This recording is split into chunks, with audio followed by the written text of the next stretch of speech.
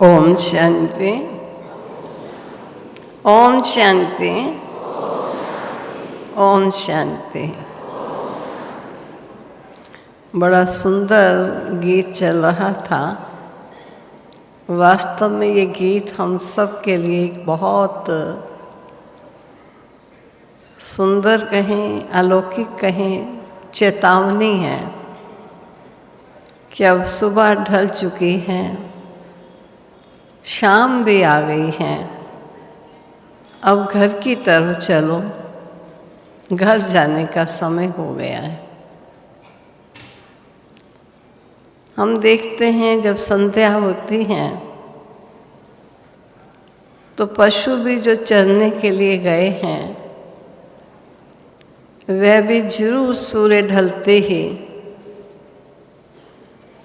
अपने घर की तरफ रवाना हो जाते हैं। पक्षी भी शाम के समय सूर्य ढलने से पूर्व ही अपने घर की तरफ रवाना हो जाते हैं। एक पशु पक्षी को भी मालूम है कि ये समय घर जाने का आ चुका है और हमें घर जाना है। कई बार ऐसे घोड़े जिन पर मनुष्य सवारी करते हैं, अगर उस घोड़े के घर जाने का समय आ चुका हो तो घोड़ा ये नहीं देखता कि मेरा मालिक मेरे ऊपर सवार है या कोई अन्य सवारी ने मुझे हायर किया हुआ है, मेरे ऊपर सवार है, लेकिन वो अपनी धुन में चलता हुआ समय होते ही अपने घर की तरफ रवाना होना शुरू हो जाता है। और कई बार ऐसा अनुभव हुआ है कि 1 घंटे की सवारी के लिए घोड़ा लिया था, लेकिन 2 घंटा हो गया, सवारी वापस नहीं आई।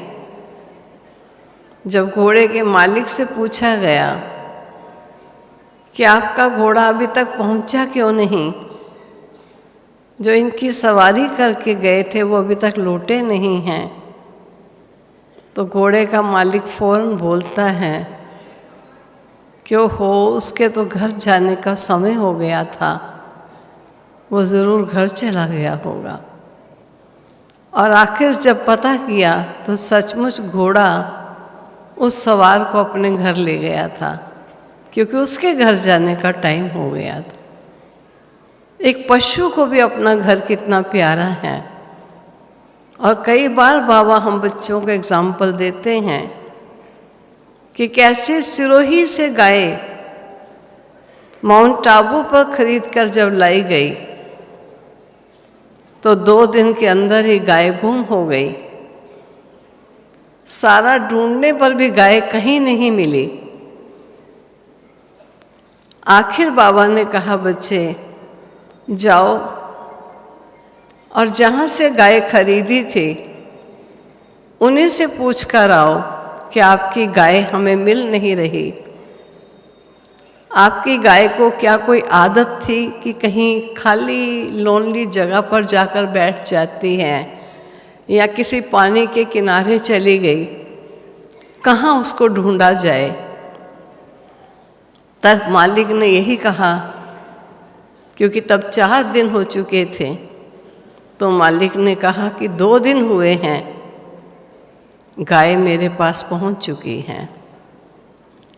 आप सोचिए, गाय अपना घर और मालिक को छोड़कर जब माउंट आबू आ गई और सिरोही से खरीदी हुई ये गाय थी, और वो गाय अपने घर पहुंच गई। तब बाबा ने उसी समय बच्चों को महावाक्य उच्चारण करते कहा कि देखो बच्चे, गाय को भी अपना घर और अपना मालिक कितना प्यारा है। माउंट आबू से वो आबू रोड तक गई, आबू रोड से सिरोही तक पहुंच गई। इतनी दूर स्थान होने पर भी वो अपने घर पहुंच गई। बच्चों को ये ख्याल नहीं आता है कि अब कौन सा समय आकर पहुंचा है। ऐसे नाजुक समय में अब नाजों से चलने का समय नहीं है, बच्चों को घर चलना है। लेकिन प्यारे बाबा ने हम बच्चों को ये साथ ही बता दिया कि घर चलने से पूर्व घर के योग्य बनना आपको बहुत ज़रूरी है, क्योंकि वो परम पवित्र घर है। वहाँ सिवाय पवित्र आत्माओं के कोई भी आत्मा वहाँ नहीं जा सकती हैं। इसलिए पिता परमात्मा स्वयं आए हैं, अपने बच्चों को पवित्र बनाए, बंधनों से मुक्त कर घर ले जाने के लिए तैयार करने के लिए। बच्चे, बहुत नाजुक समय चल रहा है, क्या तुम्हें घर याद नहीं आता? एक पशु पक्षी को भी घर नहीं भूलता है, मालिक नहीं भूलता है, और तुम बच्चे अपने घर और मालिक को भूल जाते हो। बच्चे याद रखो, मैं तुम आत्माओं का मालिक हूं और तुम्हारा घर परम धाम है। वहां से आए थे, वहीं पर लौट कर जाना है। उसके लिए तुम बच्चों को मैं पवित्र बनाए, योगी बनाए, जन्म जन्म के विकर्मों से मुक्त कर, विकारों से रहित कर पवित्र जीवन बनाने के लिए आदेश देता हूँ। कई बच्चे ऐसा समझते हैं कि बाबा हर समय यही तो कहते हैं, विकारों को छोड़ो, विकारों को छोड़ो। लेकिन आज के इस जगत में विकारों को छोड़ना है बड़ा मुश्किल। तब दाता हम बच्चों को यही सुनाते हैं कि बच्चे, मुश्किल है, इसलिए ही तो मैं आया हूं। अगर ये सहज होता, सरल होता, तो मैं क्यों आता? मैं तुम बच्चों को घर का रास्ता दिखाने के लिए और घर में जाने के योग्य बनाने के लिए ही तो आया हूं। सांसारिक रूप में भी जब कोई मनुष्य कोई कार्य स्वयं नहीं कर सकता है, उस समय भगवान की तरफ इशारा करता है कि हे प्रभु, आप भी हमको मदद करेंगे, आप भी हमको सहयोग देंगे। जब मानव के हाथ का कोई काम नहीं रहता, बस की कोई बात नहीं रहती, तब वो ईश्वर की तरफ इशारा करता है और उसके सहयोग की चाहना रखता है। आज बाबा भी हम बच्चों को कहते हैं कि बहुत बच्चे ऐसा, नए नए बच्चे आते हैं, बोल देते हैं, बड़े बड़े ऋषि मुनि तपी तपस्वी भी योगी बन नहीं सके, क्योंकि इन विकारों को जीतना कठिन कार्य है। इंद्रियों पर काबू कैसे पाया जाए? बच्चे, मैं जो सर्वशक्तिवान हूँ, केवल बच्चों को पवित्र बनने के लिए रास्ता ही नहीं दिखाता हूँ, पावन बनने का आदेश ही नहीं देता हूँ, लेकिन पावन बनने की शक्ति भी देता हूँ। घर का रास्ता भी दिखाता हूँ और घर में जाने के योग्य भी बनाता हूँ। संसार में कह देते हैं कि किसी तीर्थ स्थल पर जाना हो तो उस तीर्थ स्थल का रास्ता तो कोई बता सकते हैं, लेकिन टिकट का पैसा तो नहीं देंगे, रास्ता ही तो दिखाएंगे। लेकिन हमें हमारे प्यारे बाबा यही कहते हैं, मैं रास्ता ही नहीं दिखाता, मैं वहाँ जाने के तुम्हें योग्य बनाता हूँ, और जिस शक्ति की मेरे बच्चों में कमी होती है उस शक्ति से उन्हें भरपूर करता हूँ। केवल तुम्हारे मन में ऐसा पावन बनने की तमन्ना दृढ़ होनी चाहिए, घर जाने की एक लालसा होनी चाहिए अपने पिता परमात्मा के साथ उस धाम में रहें, उसके लिए मनोइच्छा की प्रबलता चाहिए। और जब तक आपकी दृढ़ता नहीं, प्रबलता नहीं, तमन्ना बहुत अंदर की नहीं है, तब तक तुम कुछ नहीं कर सकोगे और यही कहोगे बड़ा मुश्किल है, बड़ा मुश्किल। और बाबा बार बार कहते बच्चे मुश्किल नहीं है, लेकिन मैं सर्वशक्तिमान तुम्हें अपनी शक्तियां दे करके मुश्किल को सहज कर दूंगा। मुझे ही तो कहते हो मुश्किल को सहज करने वाले प्रभु, गिरे को उठाने वाले प्रभु, निर्बल के सहारे प्रभु। मैं ही तो तुम्हारा वो दाता हूँ जो तुम निर्बल बनी आत्माओं को मैं बल देता हूँ। तो ऐसे सर्वशक्तिवान पिता परमात्मा हम बच्चों को कहते हैं, नाजुक समय दिनों दिन चल रहा है, नाजों से चलने का समय नहीं है। अब बच्चों को पावन बन अपने घर चलना है। बच्चे समय बहुत कम है। अब कई लोग ऐसा बोल देते हैं, ये तो बाबा बहुत समय से कह रहे हैं समय बहुत कम है, नाजुक समय आ रहा है। अपने आप से पूछिए, जब बाबा ने कहा था और आज क्या वो नाजुक समय सन्मुख दिखाई नहीं दे रहा? क्या समय की तामसिकता हम बच्चों को ये सचेत नहीं कर रही कि आज अंधकार का भी घोर अंधकार आ चुका है, ये तमोगुण का भी अंतिम चरण चल रहा है। अगर इतना ही कह दें कि बाबा तो बहुत समय से कह रहा है विनाश आएगा, विनाश आएगा, आया तो है नहीं। और बाबा ने अभी कुछ दिन हुए मुरली में आया कि जब वो गडरिया यही कहता था, बकरियां चराने जाता था और शोर मचाता था, शेर आया, अरे शेर आया। और जब गांव वाले लाठी डंडा लेकर आ जाते थे और कहीं शेर नहीं होता था तो वापस चले जाते। कुछ दिन तो उसकी आवाज़ से भयभीत हुए, कुछ दिन के बाद उसके आवाज़ से भयभीत होना बंद कर दिया। ये तो ऐसे ही कहता है। ठीक इसी प्रकार कई बाबा के बच्चे भी ऐसे बनते जाते हैं। ठीक है, बहुत खान पान का परहेज किया, कई बातें हमने छोड़ी, लेकिन अभी तक विनाश तो आया नहीं। चलो थोड़ा बहुत इधर उधर कुछ कर लें, कोई हर्ज नहीं है, अभी तो समय पड़ा है। समय बताकर नहीं आता, अचानक आता है, ये बाबा ने कह दिया है। ड्रामा का सौंदर्य यही है कि अचानक वो घटना घटे, जिस अचानक की घटना से मनुष्य एकदम चकित हो जाए कि ये अचानक कैसे हो गया, वही ड्रामा सुंदर है।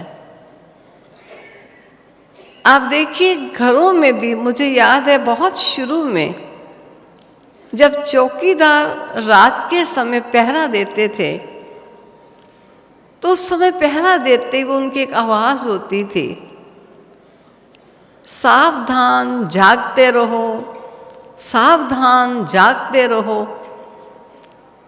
अब कोई कहे ये तो कब से सावधान कर रहा है, हुआ तो कुछ भी नहीं और हम तो जागे पड़े हैं। लेकिन उसको ये एक्सपीरियंस है कि अगर असावधानी हो जाएगी और सब गहरी निद्रा में सो जाएंगे तो कभी भी कोई घटना घट सकती है।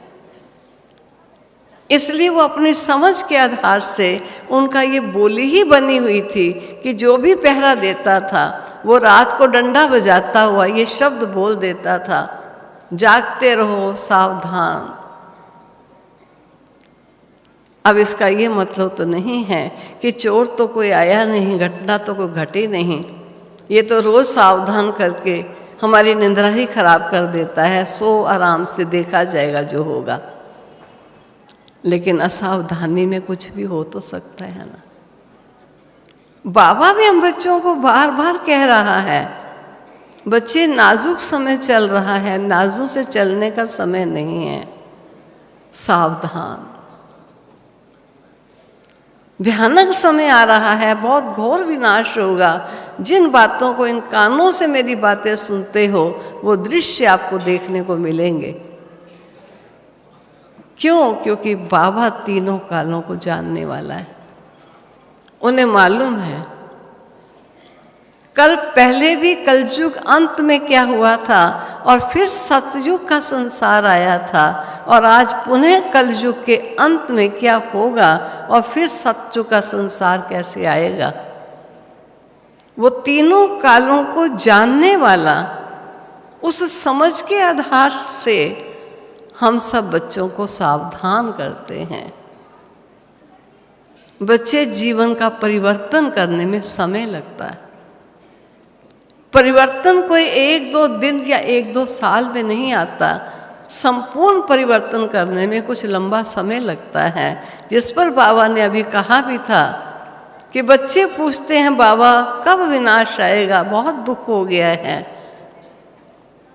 बाबा ने कहा तुम चाहो तो बाबा पर्दा हटा सकता है, लेकिन ये देखो कि आप तैयार हो गए हो। और एक्टर अभी तैयार हो रहा हो और ड्रामा का पर्दा हटा दिया जाए तो उस समय उन एक्टर्स की क्या हालत होगी कि अरे अभी तो कंघी भी नहीं की है या कपड़े भी पूरे नहीं पहनेंगे, क्या हो गया, पर्दा कैसे हो गया। तो बाबा भी हम बच्चों को कहता है बच्चे गीत तो गाते हैं, किसके रोके रुका है सवेरा। संसार बदलता है, बदलता ही रहेगा, लेकिन बाबा कहते हैं ये कालों के काल ने काल को रोक रखा है, क्योंकि कालों का काल है। कब तक रोकूंगा? बच्चे जब तक तैयार हो जाए। लेकिन अगर मैंने कभी कभी सुनाया भी है कि किसी शादी में कहीं बारात जानी हो और बारात रुकी हुई है, घोड़ी पर सवार भी खड़ा है, लेकिन बारात आगे बढ़ नहीं रही। सभी सोचते हैं क्या हुआ, चल क्यों नहीं रहे। लेकिन घर के जो मुखिया हैं, जो उस बारात में शामिल होने अति आवश्यक हैं, वो किसी कारणवश नहीं पहुंच पाए या कुछ कारण से वो रुके हुए हैं, तो सारी बारात रुकी है। और जब वो घर के मुखिया, जिनका उस समय उपस्थिति होना बहुत आवश्यक है, अगर वो सब आ चुके हैं और थोड़े भी लोग आ गए हैं, तब भी कहा जाएगा चलो टाइम हो गया है। तो बाबा भी कहते हैं जब मेरे मुख्य मुख्य बच्चे भी तैयार हो जाएंगे तो बच्चे संदेश देने में समय नहीं लगेगा। संदेश तो दिनों में दिया जा सकता है। संदेश जाने में टाइम नहीं लगता है, टाइम लगता है तो तैयार होने में टाइम लगता है। इसलिए बाबा बार बार हम बच्चों को कहता है बच्चे तैयार हो जाओ, बच्चे तैयार हो जाओ, समय बहुत कम है। समय की वैल्यू को जानो। अब कईयों की आदत होती है, कोई बात करते हैं तो एक बात को 10 बार रिपीट करेंगे। कल वहाँ जाना है ना हमने, अच्छा आपको जाना है, हाँ जाना है, कल जाना है हमको वहाँ पर, अच्छा कल जाना है, कल सुबह ही चले जाएंगे, अच्छा ठीक है सुबह आप भी चलोगे पर कल हम तो चले जाएंगे। अरे हो गई ना बात, अब कितनी बार कहोगे कल जाना है, कल चले जाएंगे, कल हो जाएगा, लेकिन वो कहते ही चले जाएंगे और उनको ये पता ही नहीं चलता कि हम इतना बात एक को रिपीट करते जा रहे हैं, करते जा रहे हैं। उनकी बात फुल स्टॉप कहीं होती ही नहीं। बड़ा अच्छा किसी ने एक एग्जाम्पल दिया था, मुझे अच्छा लगता है इसलिए मैं कभी कभी सुना देती हूँ कि फालतू बोलना भी कैसा होता है। कहते हैं ना किसी एक ने किसी दूसरे से पूछा कि भैया आपको मालूम है वाजपेयी जी का घर कहाँ है? तो उसने कहा वाजपेयी जी का घर, वाजपेयी जी का घर कहाँ, वाजपेयी जी का घर। कहा भाई आप यहाँ से नाक के सीधे ही चले जाइए, 15 कदम आप चलेंगे तो वहां से आप दाईं तरफ हो जाना। दाईं तरफ 15 कदम चलेंगे तो वहां आपको 4 नीम के पेड़ मिलेंगे। चौथे पेड़ के पास से आप बाईं तरफ चले जाना। चौथा पेड़ जहां होगा उससे बाईं तरफ चले जाना और बाईं तरफ 15-20 कदम आप चलना। वहां आपको दूर से 3 कमरे दिखाई देंगे। 3 कमरों में थर्ड जो रूम होगा, उस थर्ड रूम में दूसरे नंबर पर पड़ा हुआ, उस थर्ड रूम में जब आप जाएंगे तो वहां पर आपको आगे 4 ट्रंक हैं। बड़े बड़े 4 ट्रंक होंगे। वो बड़े बड़े ट्रंक आपको मिलेंगे। उसमें से तीसरे ट्रंक को खोल लेना। जब तीसरे बॉक्स को आप खोलेंगे तो उसमें मेरी 5 एल्बम पड़ी होती हैं जिसमें चित्र लगाते हैं। उसमें 5 एल्बम में चौथी एल्बम आप खोलना और चौथी एल्बम के 4 पेज पलट लेना। 5वें पेज के ऊपर मेरी माता जी की फोटो लगी होगी। मैं अपनी मम्मी की कसम खा के कहता हूँ, मुझे वाजपेयी जी का घर मालूम नहीं है। अब सोचो, कहना उसने इतना ही है कि वाजपेयी का घर नहीं मालूम। अरे भैया तो कह दो ना भी आपने पूछा जरूर है लेकिन मुझे नहीं मालूम। अब यहाँ जाओ तो पेड़ मिलेंगे, वहाँ जाओ तो रूम मिलेंगे, वहाँ जाओ तो बॉक्स मिलेंगे, लेकिन कहना क्या है, मैं अपनी माँ की कसम खा के कहता हूँ कि मुझे वाजपेयी जी का घर नहीं मालूम। अब इतनी छोटी सी बात में आप देखो, कभी अपने आप को एसेस करो, चेक करो कि हम भी किसी छोटी सी बात को इतना लंबा तो नहीं करते। मैं बहुत बार सुनती हूँ, कई बार हमारे पास माताएं आती हैं, कहती है दीदी कल ना मैं सोच रही हूँ अपने यहाँ प्रोग्राम कराऊं। अच्छी बात है, अगर आप कराना चाहते हो, प्रबंध हो गया तो आप करा लीजिए। तो दीदी ठीक है ना, कल करा लूँ प्रोग्राम। करा लो प्रोग्राम। तो कल कर लूँ, मैं समझती हूँ कर ही लूँ। हाँ, कर ही लीजिए। कल ही अच्छा दिन है, और कौन सा दिन निकलेगा, कल ही कर लेती हूँ। अरे भैया अभी और भी कुछ कहना है तो कह दो। कहना यही है कि कल प्रोग्राम कर लें, बस। लेकिन आदत हो गई। कारण क्या है कि समय की वैल्यू नहीं है। हम देखते थे साकार बाबा मम्मा को समय की बहुत वैल्यू थी। सेकंड भी हमने नहीं देखा कभी मामा ऐसी वैसी गप मारने बैठी हुई हो या बाबा किसी से ऐसी वैसी बात सुनने या सुनाने बैठे हों। हाँ, कई बार बच्चों के साथ बैठते थे, कभी कोई रमणीक बात भी आ जाती थी। मुझे याद आता है, हम बच्चे जब उस रमणीक बात पर खुश होकर हंस पड़ते थे तो बाबा भी हंस देते थे, लेकिन हंसने के बाद सेकंड में स्टॉप कर लेते थे, फिर अपनी उसी याद की स्थिति में स्थिर हो जाते थे। और हम बच्चे हंसी को रोकते, आप देखिए कोई हंसी को रोकता है ना तो फिर खिल करके फिर हंसता है, और उसके हंसते को देख के फिर दूसरे हंसते हैं। ऐसे वो हंसी की लहर काफ़ी लंबे समय तक चलती। देखिए, बाबा मम्मा का हमने देखा समय की बहुत कदर थी। इसलिए बाबा हमको कहते हैं, बच्चे ये याद, ये योग, ये यात्रा है, और ये जीवन की यात्रा है, ब्राह्मण जीवन की यात्रा है। आप देखिए, कभी भी कोई यात्री जब यात्रा पर जाता है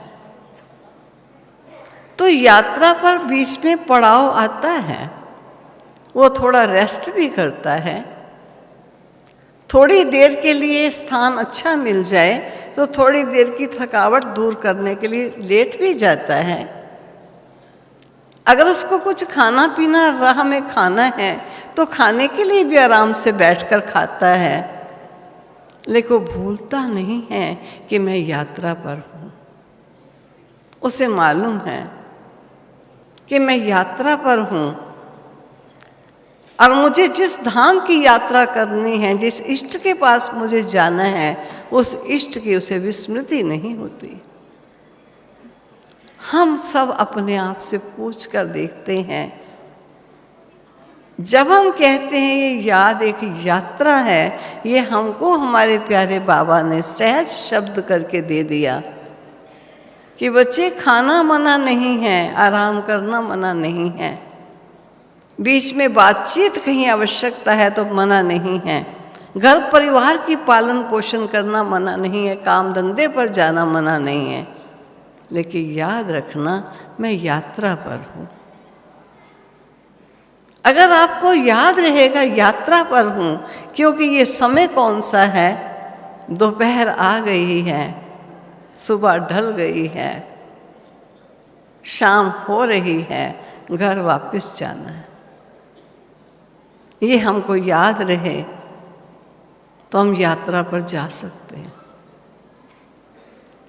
और हर क्षण हमको याद रहे, भोजन कर रहे हैं तब भी याद रहे ना यात्रा पर हैं, क्योंकि बाप हम बच्चों का गाइड बना है।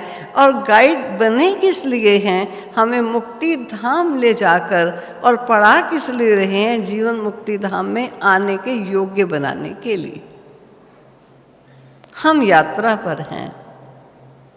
मैं देखती हूँ यहाँ कभी कभी खड़े होके माताएं बातें करती जा रही हैं, इतनी जल्दी जल्दी बातें भाग भाग के जा रही हैं, कहाँ जा रही हैं पता नहीं, कौन सी कचहरी होती है उनकी, बड़ी तेजी से जा रही हैं।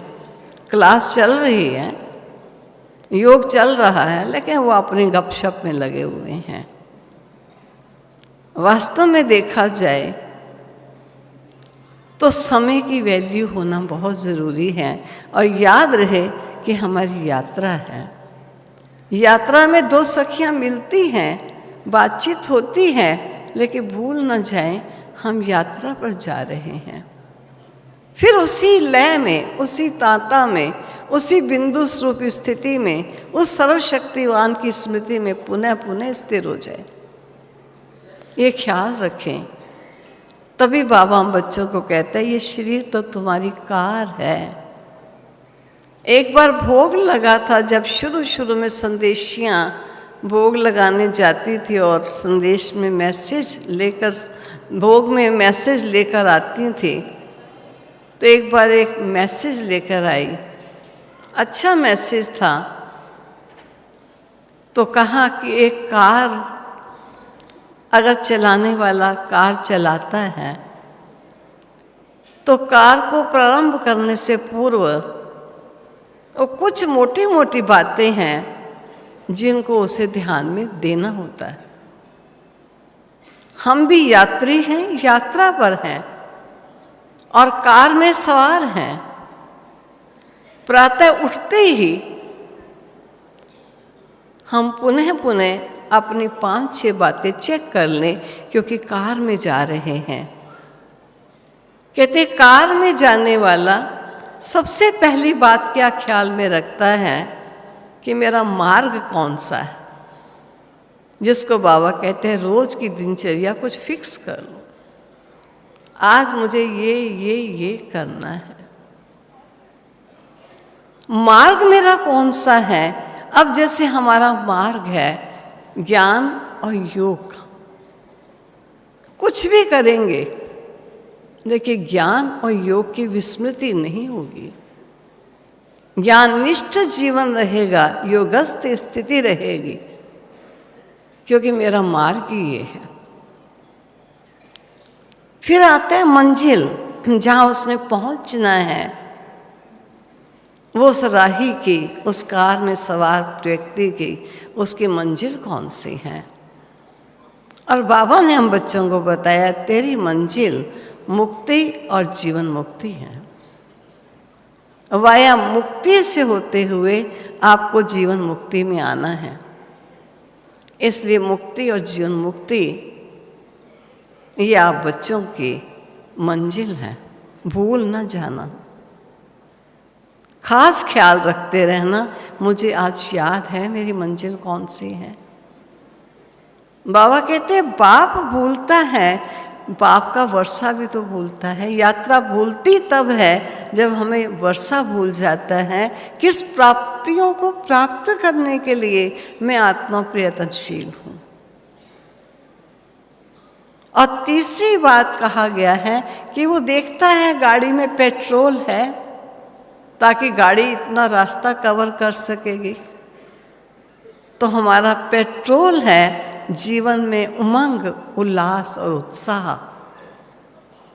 ये हमारा पेट्रोल है। गाड़ी को स्टार्ट करने से पहले इस चीज़ को चेक कर ले। यात्रा लंबी है, लाइट पीछे की भी ठीक चाहिए, नहीं तो कोई ला के अपनी कार मार देगा। लाइट आगे की भी ठीक चाहिए कि मंजिल पर हम पहुंच सके। अब पीछे की लाइट कौन सी है? हम सबके निजी जीवन की धारणाएं ये अनेक आत्माओं को प्रकाश देने का, रोशनी देने का साधन बनता है।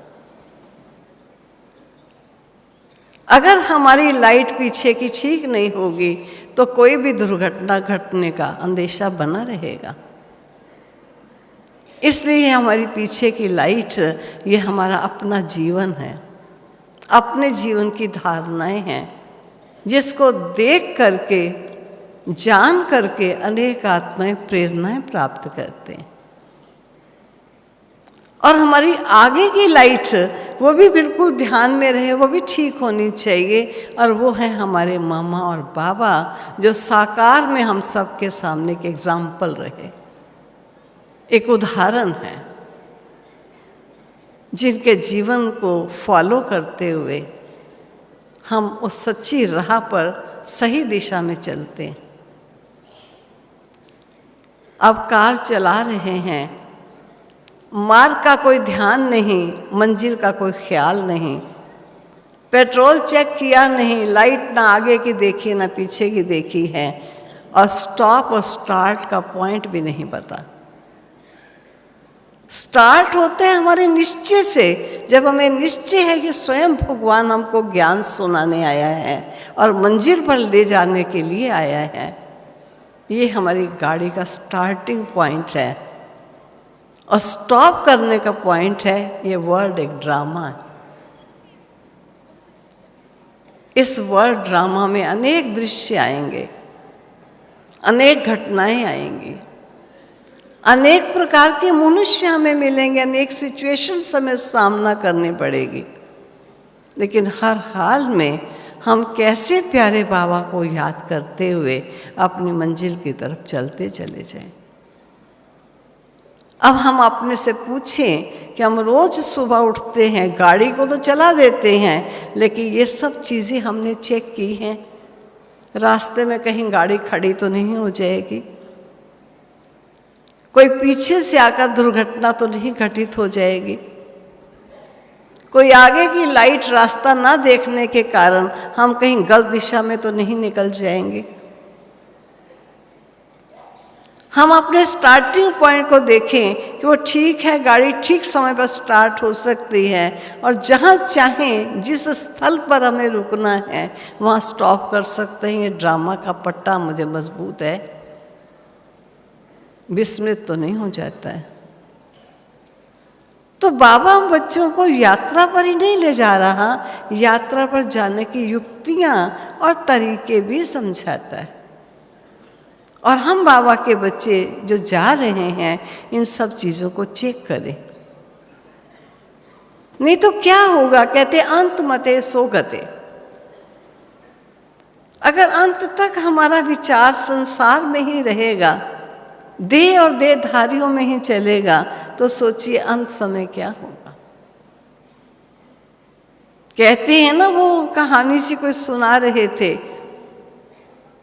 कि एक बुजुर्ग थे जिनके 4 पुत्र थे, देखिए, बुजुर्ग जब शरीर छोड़ने की स्थिति पर आ गए तो चारों बेटे इकट्ठे हो गए, क्योंकि पिता जाने वाले हैं। लेकिन ऐसी स्थिति है कि उन्हें धरती पर उतारा जाए, परंतु पिता बार बार ऐसे ऐसे करता है, शरीर नहीं छोड़ पा रहा, ऐसे ऐसे करता है। अब बच्चों को आया कि शायद हमारे पिता का वो धन रखा हो, कोई सोना रखा हो, कोई जायदाद हो, जो पिता हमें देख कर के बार बार ऐसा करता है। लेकिन पिता की जबान काम नहीं कर रही थी, बोल नहीं पा रहे थे। तब उन्होंने बेटों ने डॉक्टरों से राय की कि कैसे भी करके हमारे पिता को आवाज़ आ जाए, चाहे कुछ भी ले लीजिए। लेकिन काफ़ी कॉस्टली एक डॉक्टर ने कहा कि एक इंजेक्शन है जो चंद क्षणों के लिए इनकी वाचा आ सकती है। चारों भाई मिलकर ये कहते हैं, क्यों नहीं, जो कुछ भी लगे दिया जाए, ना जाने पिताजी हमको क्या देना चाहते और क्या दिखा रहे हैं। आखिर इलाज हुआ और उनकी जबान आ गई, और जब वो बोले तो कहा, पिताजी क्या बात है, बताओ क्या बात है। तो पिताजी कहते हैं, सामने बकरियां अनाज चरती जा रही हैं, सारा अनाज पड़ा खा रही हैं, उनको ठीक करो। अरे हमने इतना पैसा लगा दिया। अब पिताजी बेचारे पशु पालते थे, वो अपने अनाज चीज़ों का ध्यान रखते थे, उनको लास्ट समय वही याद आ रहा है कि ये कोई ना कोई ये बकरियां घूम रही हैं, ये दाना रखा है सूखने के लिए और खाती जा रही हैं, और ये ध्यान नहीं दे रहे हैं। उन्होंने वाचा इसलिए तो नहीं ला के दी थी, वाचा तो लाए थे कि इनका रखा हुआ खजाना वो शायद हमको आज मिलने वाला है, क्योंकि मनुष्य आज खजाने के पीछे ही तो पगला हुआ पड़ा है। वो समझता है शायद धन दौलत से मुझे सुख मिलेगा, ये धन ही हमें सुखी और शांत बना देगा। ये मालूम नहीं कि धन सुख और शांति देने वाला नहीं है। सुख शांति ये आत्मा का मूल स्वरूप और मूल स्वभाव है, वो अपने स्वरूप को पहचानने की कोशिश नहीं करता। सुंदर एग्जाम्पल हम सुनते रहते हैं और बड़ा अच्छा लगता है कि वो केवल एग्जाम्पल देते, हम उन बातों को अब समझते।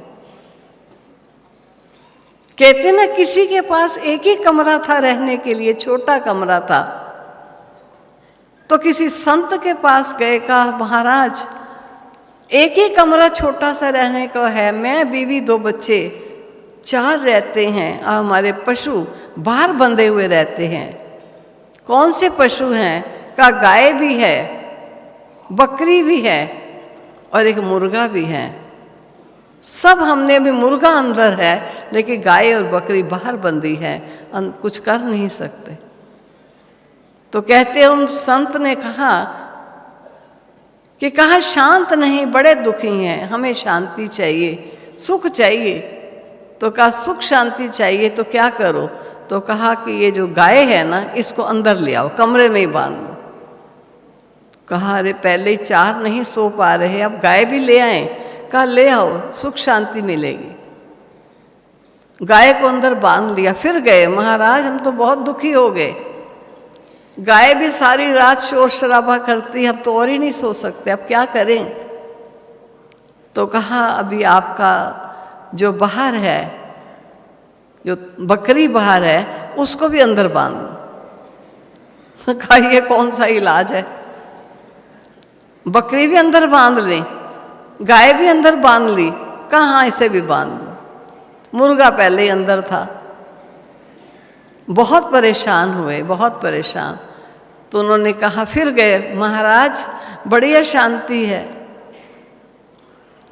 उन्होंने कहा आज मुर्गे को और बकरी को बाहर बांध दो। बांध दिया। कहा आज थोड़ी शांति आई। फिर गए, कहा महाराज अभी भी पूरी शांति नहीं हुई। कहा गाय को भी बाहर बांध दो। गाय बाहर बांध दी। कहा महाराज आज हम शांति की नींद से सोए थे। कहा सोते रहिए ऐसी नींद। मतलब क्या कि मनुष्य को चाहिए शांति, और वो समझता है कि शायद बड़ा मकान मिल जाएगा, कोठी इंडिपेंडेंट मिल जाएगी, घर बहुत सुंदर हो जाएगा, शायद फिर सुखी हो जाएंगे, फिर सुखी हो जाएंगे, बेटा अच्छा हो जाएगा, बहू लायक मिल जाएगी, पोते पोतियां हो जाएंगी, शायद फिर सुख हो जाएगा। अरे सुख इन चीज़ों में नहीं रखा। इसलिए बाबा बार बार हम बच्चों को कहते हैं, बच्चे भूल न जाना मैं आत्मा शांत स्वरूप हूँ, मैं आत्मा प्रेम स्वरूप हूँ, मैं आत्मा शक्ति स्वरूप हूँ। ये तेरा स्वरूप है। जो चीज़, जो खजाना तेरे मूल में समाया हुआ है, तो उस खजाने को विस्मृत होकर के दुनिया की चीज़ें लेकर के अपने सुख और शांति को बनाए रखना चाहता है। जो करोड़ोंपति है उससे पूछो तो शांत है, जो बड़ी बड़ी बिल्डिंग के मालिक है पूछो वो सुखी हैं। ऐसे ही बोल देते हैं मेरी जमीन इतनी तो मेरी जमीनें हैं, और जब पिताजी गए तो पुत्र कहते हैं मेरी इतनी जमीनें हैं, मैं इतनी जमीन का मालिक हूँ। अरे जमीन तो वही है, पहले पिताजी मालिक थे वो चले गए, अब तू मालिक है, जमीन तो वहीं रहेगी, अब फिर तू भी चला जाएगा।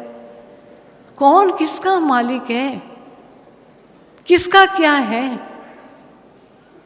बाबा हम बच्चों को बताते हैं जो तेरे पास निजी खजाना है तो उस खजाने को कभी स्मृति में नहीं लाता है, और ये कह देता है अशांति हो जाती है, क्रोध कभी ना कभी आ ही जाता है। कितना भी रोको, लोभ मोह से जीत प्राप्त करना मुश्किल ही लगता है। कारण क्या है? क्योंकि आत्मा का जो मूल खजाना है, जो मूल उसका स्वभाव रूपी पद है, जो श्रेष्ठता उसके जीवन की है, वो तो उसने भुला दी।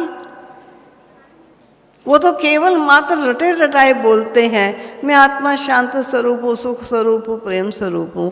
रियली कभी बैठकर विचार करें कि मैं आत्मा क्या हूँ, और मेरे पास जो दबा हुआ खजाना है, जो मूल खजाना, जो स्वयं सर्वशक्तिवान दाता ने मुझे देकर भेजा है, उस खजाने को भूलकर मैं नाशवान प्राणी और पदार्थों के सुखों को टटोलता और ढूंढता अपना जीवन को खत्म कर रहा हूं। कभी अपने खजाने पर विचार तो करो।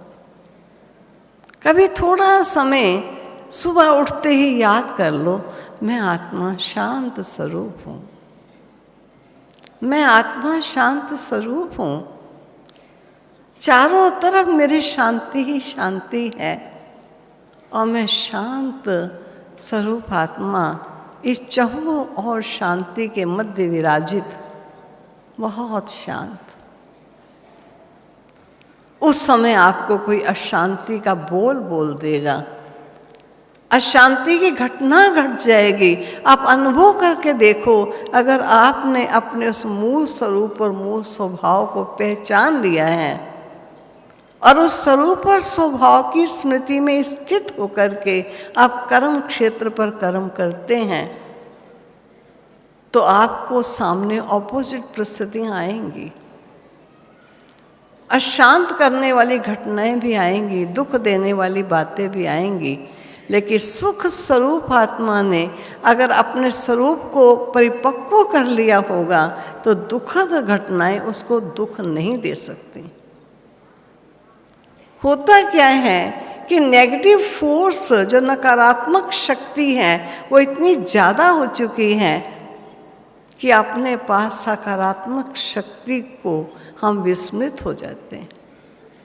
और बाबा हम बच्चों को बार बार बताते हैं, बच्चे सुबह, दोपहर, शाम, रात कुछ निश्चित करो अपना टाइम, थोड़ी देर के लिए तो याद रखो मैं कौन हूँ और मेरे पास क्या खजाने हैं। जब कोई क्रोध करने लगेगा तो आप शांत स्वरूप आत्मा है, तो आपकी शांति ना केवल आपको शांत करेगी, लेकिन आपकी शांति की किरणें अशांत करने वाले प्राणी को भी शांति का पाठ पढ़ाएंगी। आज समय आ चुका है, वचन से कोई बात नहीं सुनना चाहता है। उसको हृदय को स्पर्श करने वाली घटना होनी चाहिए, और जो हमारी स्थिति है वो स्थिति घटना किसी के हृदय को स्पर्श करती है।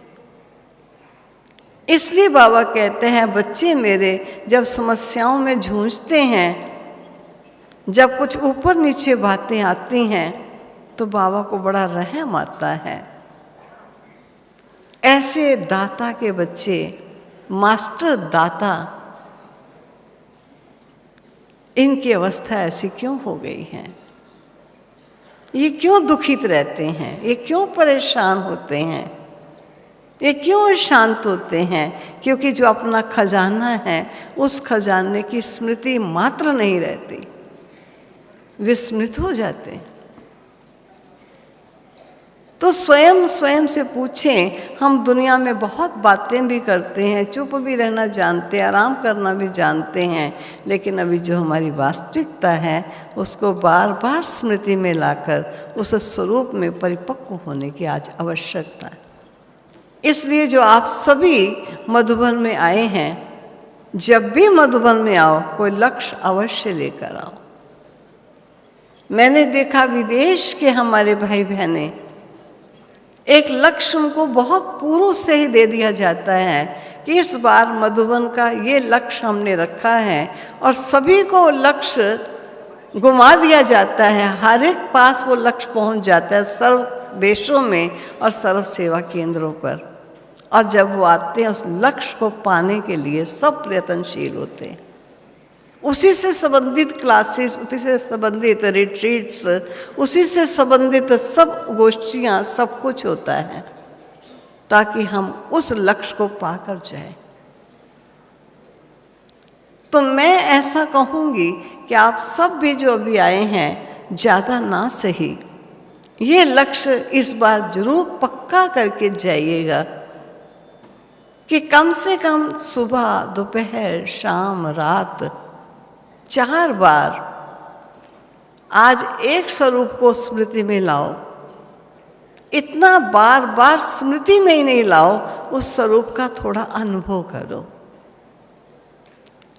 फिर कल दूसरे स्वरूप, 7 दिन तक 7 गुण हैं, क्योंकि हमको सतो गुणी बनना है। तो 7 गुण संपन्न स्वरूप में जब आ जाएंगे, तभी तो सतो गुणी बनेंगे।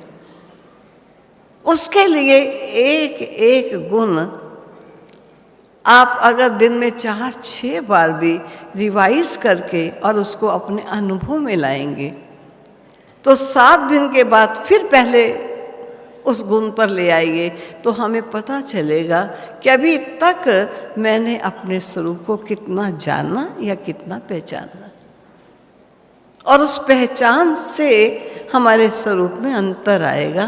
क्योंकि आज हम देखते हैं ज्ञान में बहुत बाबा के बच्चे चलते हैं, लेकिन जो संस्कारों में परिवर्तन चाहिए, कई बार वो स्वयं से भी संतुष्ट नहीं होते, और कभी कभी उनसे दूसरे भी संतुष्ट नहीं होते। और कारण उसका यही होता है कि हम ज्ञान तो सुनते हैं, योग का अभ्यास करने की कोशिश करते हैं, लेकिन स्वरूप की विस्मृति होने के कारण हमारे पुराने संस्कार अपना काम करते, जिस कारण उन पुराने संस्कारों के वशीभूत आत्मा ईश्वर से शक्तियाँ खींच नहीं पाती, क्योंकि कमज़ोर है। और वो शक्तियाँ ना प्राप्त होने के कारण अपने आप को पुरुषार्थ ज़्यादा करते हैं, लेकिन प्राप्ति बहुत कम प्राप्त करते हैं, क्योंकि किसी एक बात में लग नहीं जाते। इस बार इस बात में अवश्य लग जाना कि हमने अपने स्वरूप को जो पहचानना है, उस स्वमान में जो 7 गुण हैं, उन 7 गुणों का इतना अभ्यास करके अनुभव करें कि आपके उस अनुभव के सामने किसी का संस्कारों का वार आप पर आक्रमण न करे, आपको हरा न सके और आप सब विजेता बन करके यहाँ से जाए। ओम शांति, ओम शांति।